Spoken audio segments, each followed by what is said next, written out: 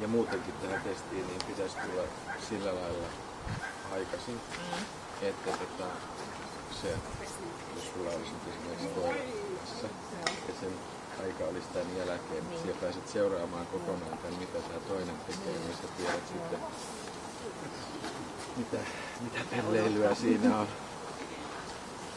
Kaikki muuhan tässä on niin näkyvillä koko ajan, paitsi se pimeä vielä suorastaan. Mitä ei yhdelläkään videolla ole, eikä jostain syystä.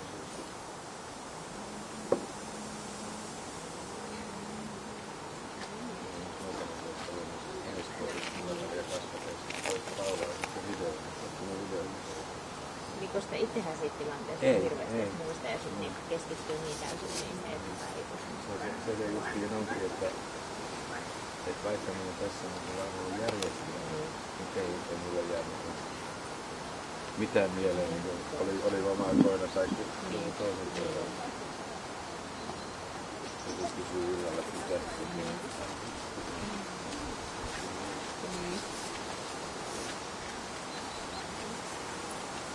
Tässä on niin seuraavissa asioissa.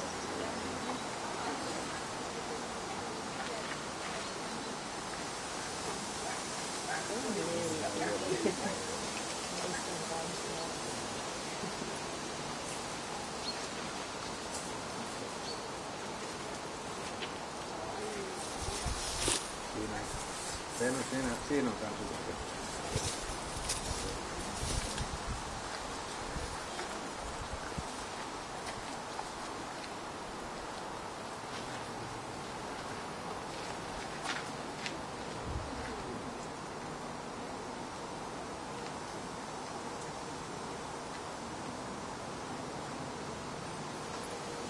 Siinä mielessä hyvä testi, että ainut mihin periaatteessa voidaan totuttaa tai opettaa, niin on tämä ampuminen.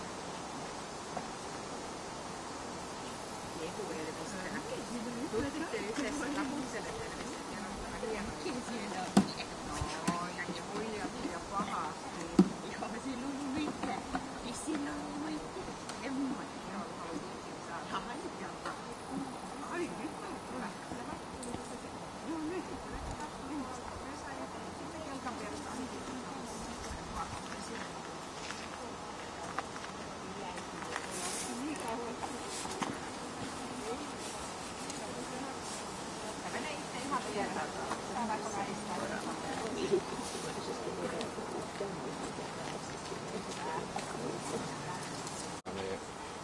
emäntä on niin ensimmäisen kortelin testi. Niin hän oli sitä mieltä, että tässä hyökkäysosuudessa hänellä lyhkäistä hittiä, tässä myös lähdettiin. Niin ei tee yhtään mitään. Tuolta muuta, niin se on tuolta. Eikä yhtään mitään. Meidän koirat on muutenkin semmoisia hienoja, että jos se itse pääsis katsomaan, niin koirat olisi perässä. Se pääsis sinne koiria ja ennen paikan lääkkeessä. Sitten mekkiä on tuossa. Maapuu tuossa, mutta tuohon mukaan lääkkeä. Äkkiä vähän.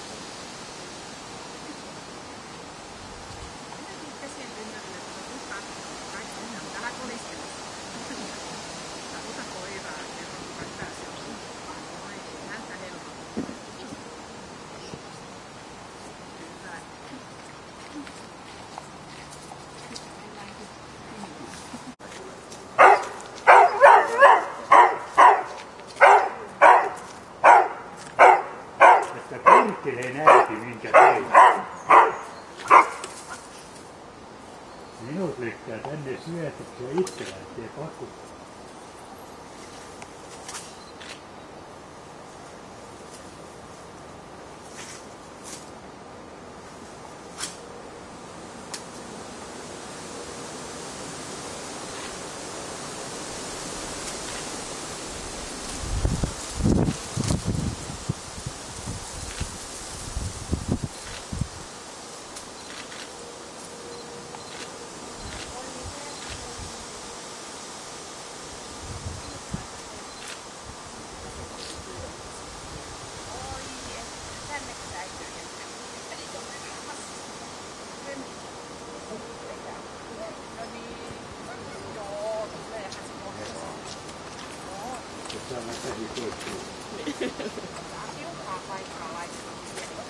Pitäisi varautua.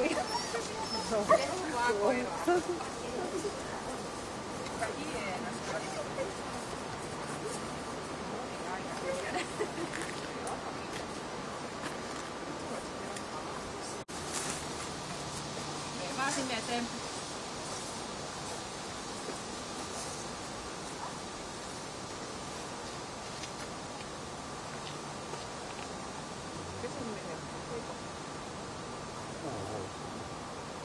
Hetki. Sitten takaisin päin.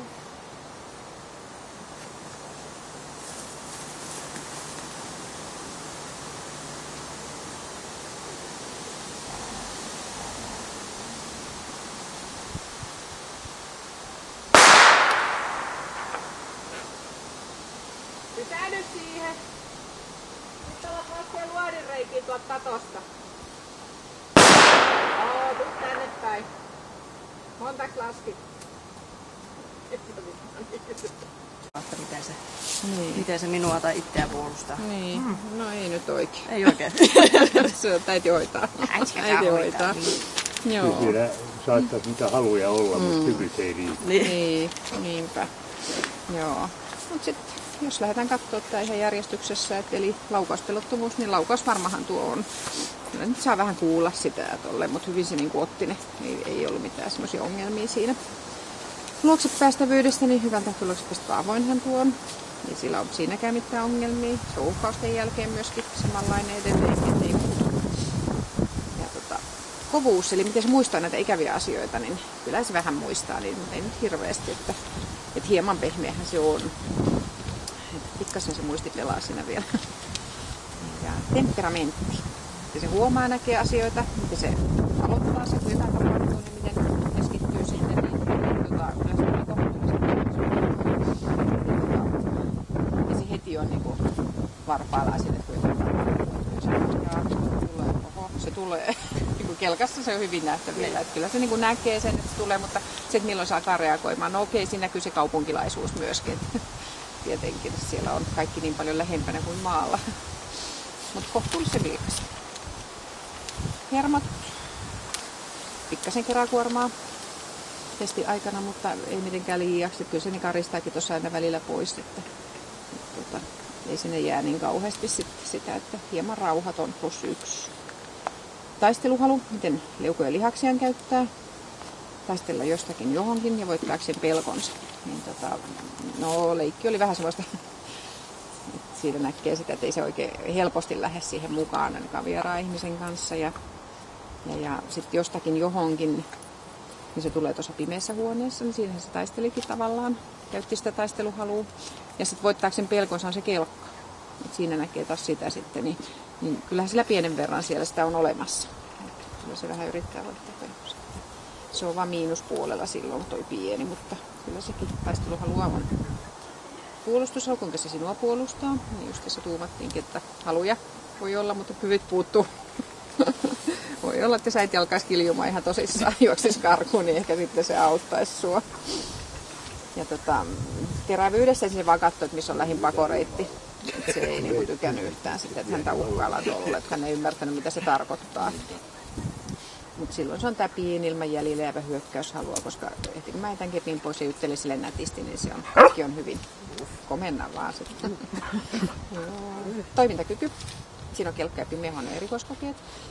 Ja kelkalla tarvittiin puolen vaihto. Pimeässähän se toimii ihan hyvin, että tietysti ei ole harjoiteltu sinänsä mitään semmoista etsintää, niin onhan se vaikea heti kohdistaa, että mistä se haju tulee, kun raukoparko pyörii ja yrittää löytää, että missä se on. Ja se voi kiertää kummasti se haju. Niin, se on rakennusten sisällä ihan eri juttu kuuluu.